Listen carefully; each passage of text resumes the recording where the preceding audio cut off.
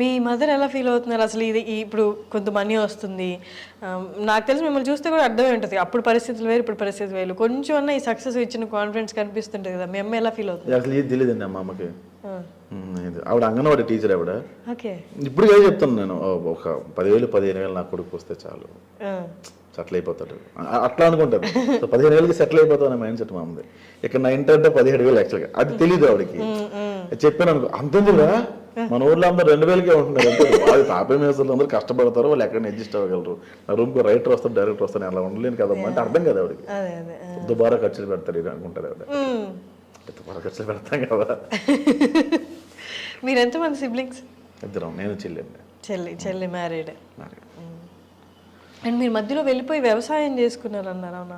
వ్యవసాయం నేను car showroom లో పనిచేసేవాడు. Okay okay.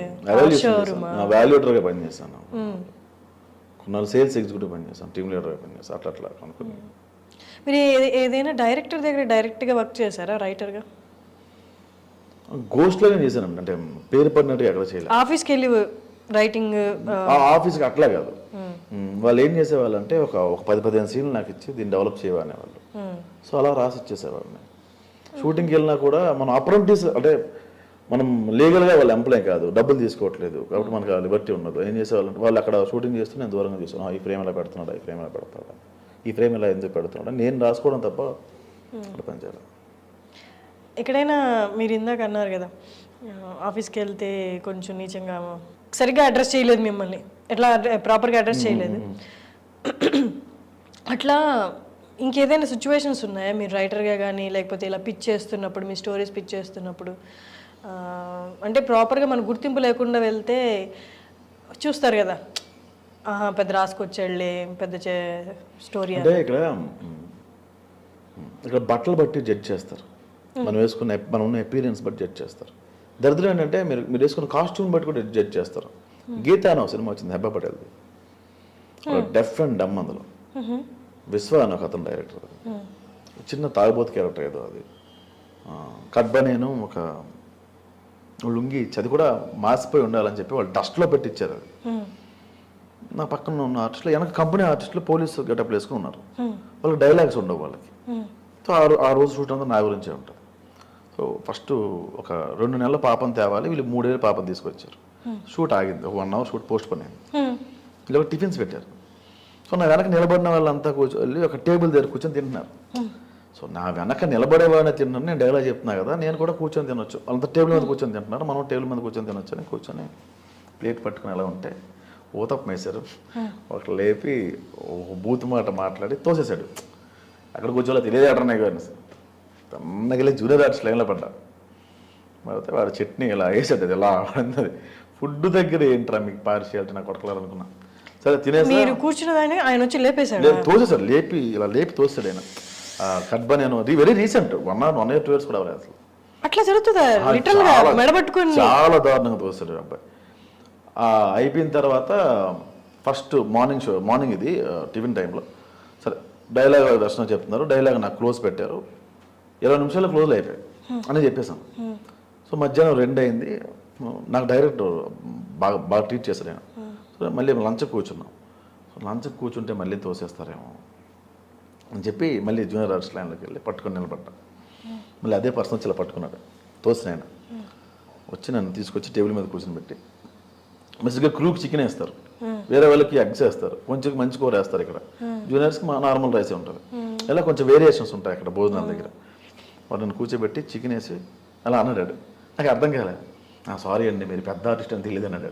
పెద్ద ఆర్టిస్టా, చికెన్ మిస్ అయిపోద్ది ఎందుకు వచ్చింది కూడా డైలాగ్ చెప్పాను కదా అక్కడ. సో అది అంటే ఈ బట్టలు చూసి వాడు నన్ను జూనియర్ ఆర్టిస్ట్ అనుకున్నాడు. సో అట్లా జడ్జి చేస్తారా ఇక్కడ అనిపించింది. కాకపోతే ఈ బాగా చీజ్ ఇట్లా ఇది కాదు, నాకు పోయి చాలా గలీజ్గా ఉంటుంది కాస్ట్యూమ్స్ అన్నీ. మీ ఫేవరెట్ హీరో ఎవరు? నాగేశ్వరరావు గారు. సరే నాగేశ్వరరావు గారు. నాగేశ్వరరావు గారు, ఏఎన్ఆర్ గారు. ఓకే, ఎందుకని? ఏమో నాకు చాలా స్టైలిష్గా కనిపిస్తారు ఆయన. చేసినప్పుడు మీరు అందరిని గమనిస్తాను లేదు, నేను పెదవులు తడుపుకుంటూ ఉన్నా, స్మోక్ చేస్తాను. ఆయన స్మోక్ చేసినప్పుడు భలే స్టైల్గా అనిపిస్తుంది నాకు అసలు.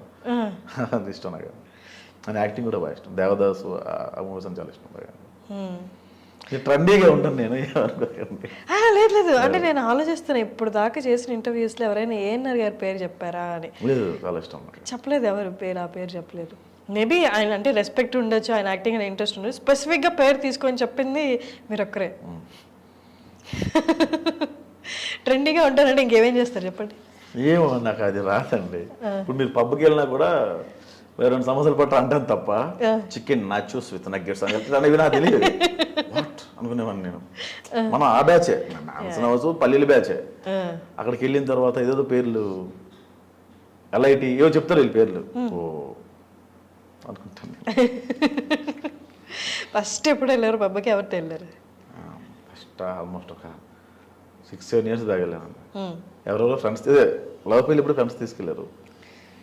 Okay okay. లోపల అంటే వైజాగ్లో ఎక్స్ట్రీమ్ అనే పబ్ ఉండేది. బేసిక్గా లోపల చాలా కాస్ట్ ఉంటుంది కదా. మేమేం చేసేవాళ్ళం అంటే బయట తాగేసి పబ్లోకి వెళ్ళి జస్ట్ 1 beer అలా ఆర్డర్ చేసి పెట్టేవాళ్ళం. కొనాలి కాబట్టి ముగ్గురు కలిపి ఒక 2 beerలు తాగాలి అక్కడ.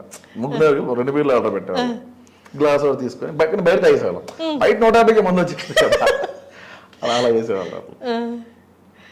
ఇప్పుడు రీసెంట్ టైంలో అంటే ఇప్పుడు జనాలు గుర్తుపడుతున్నారు కదా, గుర్తుపడుతున్నారు బయటికి వెళ్ళి ఎక్కువ ఫ్రీక్వెంట్గా గుర్తుపడుతున్నారు. అంటే అప్పుడు చేసిన కొన్ని ఇప్పుడు చేయలేం. అట్లీస్ట్ లేదు, ఇప్పుడు వైన్ షాప్కి వెళ్తే బీర్ ఇచ్చినప్పుడు కవర్ ఫ్రీ ఇస్తున్నాడు. 10 rupees అది వాడు ఇలా పెట్టి స్టేట్ రాసిన అంటాడు 10 రూపాయలు మిగిలింది ఇక్కడ మనకి. నెక్స్ట్ టైం నుంచి మాస్క్ వేసుకుని వెళ్ళాలి, మనం వెళ్ళకూడదు, వేరే వాళ్ళు పంపించాలి. ఇది కొంచెం పెరిగింది ఇది. ఓకే, కవర్ ఫ్రీ ఇస్తున్నారు. మామిడాకులు పుణ్యం. ఓకే, మీ రైటింగ్ స్టైల్ గురించి ఈ మామిడాకులు చూసిన తర్వాత ఎవరైనా డైరెక్టర్స్ మెసేజ్ చేయడం కానీ? ఎవరు? సాహు డైరెక్టర్ సుజిత్ గారు మెసేజ్ చేశారు. ఆయన కాల్ చేశారు ఒకసారి. అంటే తీర్థ అని అక్కడ ఎగ్జిక్యూటివ్ ప్రొడ్యూసర్ ఉంటారు, ఓజీ అని, దానికోసం రమ్మన్నారు. డైలాగ్ వర్షన్ అడిగారు. ఎందుకో మరి అది సెట్ అవ్వలేదేమో మరి. మళ్ళీ డిస్కషన్ అయితే అయింది. అంటే సుజిత్ గారు వైఫ్ నా వీడియోస్ చూస్తారంట. భీమ్లా నాయక్ డైరెక్టర్ ఆయన, సాగర్ కే చంద్ర ఒకరు కలవాలి అని చెప్పి ఆయన మెసేజ్ పెట్టారు. ఆయన చాలా బేస్ వాయిస్, చాలా ఫ్రెండ్లీ పర్సన్, చాలా డౌన్ టు ఎర్త్. పరంపర డైరెక్టర్. చాలా చాలా పెద్ద డైరెక్టర్స్ కావాల్సి వచ్చింది, చాలా పెద్ద డైరెక్టర్స్. నేను మీకు బాగా కావాల్సిన వాడు నా సినిమా దగ్గర. కృష్ణ చైతన్య అని ఆయన రీసెర్చ్ కమ్ డైరెక్టర్. ఆయన ఏం సినిమా చేశారన్న రీసెంట్గా చేశారు, చల్మోహన్ రంగా. కృష్ణ చైతన్య డైరెక్టర్ తెలుసు. రౌడీ ఫీల్ చేశారు ఆయన. చాలా మంది మెసేజ్ చేశారు. And for more videos, please subscribe to iDream. Please subscribe to iDream. Please subscribe iDream. And please subscribe to iDream. For more videos, subscribe to iDream. please like, share and subscribe to the channel. Congratulations, iDream. Subscribe to iDream. Subscribe to iDream. So subscribe to iDream Media. iDream ki iDream team andarki huge congratulations. Please subscribe iDream Media. Please subscribe to iDream. Subscribe iDream. Please subscribe to iDream. iDream అంటే నా కళల ఛానల్ను subscribe చేసుకున్న నోరు తిరుగుతలేదు, మీరైతే గంట గుర్తు కొట్టండి. For more such videos, please subscribe to iDream. Subscribe to iDream.